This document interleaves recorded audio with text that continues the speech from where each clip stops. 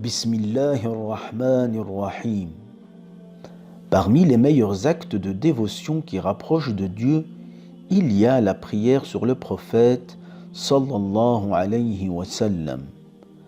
Prier sur le prophète est une miséricorde divine.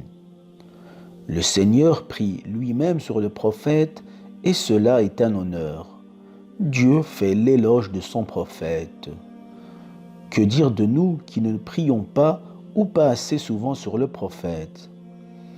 Alors que Dieu et ses anges bénissent le prophète, Dieu nous interpelle en nous disant « Ô croyants, bénissez le prophète et appelez sur lui le salut. » Celui qui souhaite l'intercession du prophète, sallallahu alayhi wa sallam, qu'il multiplie les formules de salutation. Tous les prophètes penseront qu'à eux-mêmes le jour du jugement dernier, sauf notre prophète, sallallahu alayhi wa sallam, qui se prosternera longuement devant son Seigneur en vue de demander l'intercession pour sa communauté, ce qu'il obtiendra par la permission divine. Il lui sera dit « Demande ce que tu souhaites, tu seras exaucé. » Et c'est là qu'il commencera à intercéder pour sa communauté. Celui qui souhaite bénéficier de ce privilège, qu'il multiplie donc les prières sur le prophète, sallallahu alayhi wa sallam. Le prophète, sallallahu alayhi wa sallam, déclara « Quiconque prie sur moi une fois, Dieu priera sur lui 10 fois. » Quel honneur de savoir que Dieu prie sur vous. Si vous souhaitez que vos invocations soient exaucées, consacrez une partie d'entre elles à prier sur le prophète.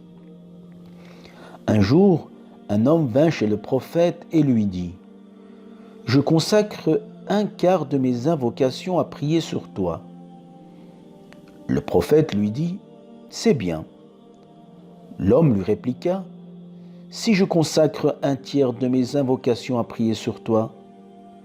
Le prophète lui répondit « C'est encore mieux. » L'homme ajouta « Et si je consacre mes invocations toutes entières à prier sur toi ?»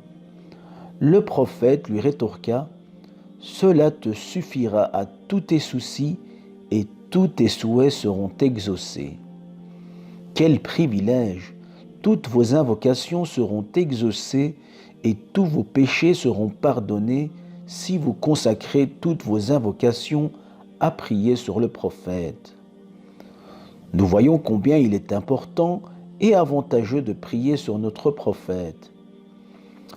Par amour pour notre prophète, nous devons prier sur lui. Par ailleurs, lorsque nous entendons le prophète a dit, nous devons dire que la prière et les salutations de Dieu soient sur lui. Le prophète sallallahu alayhi wa sallam nous confia « Le plus avare de ma communauté est celui qui, lorsqu'il entend mon nom, ne prie pas sur moi. » L'ange Gabriel dit un jour à notre prophète « Que soit malheureux celui qui ne prie pas sur toi lorsqu'il entend ton nom. Dis Amin. » Le prophète répondit Amin. Nous voyons ce qu'encourt celui qui néglige la prière sur le prophète. Le prophète déclara un jour « Aura manqué le chemin du paradis celui qui aura oublié de prier sur moi. » C'est comme si cette personne passait à côté de l'occasion de gagner le paradis aussi vaste que la terre et les cieux.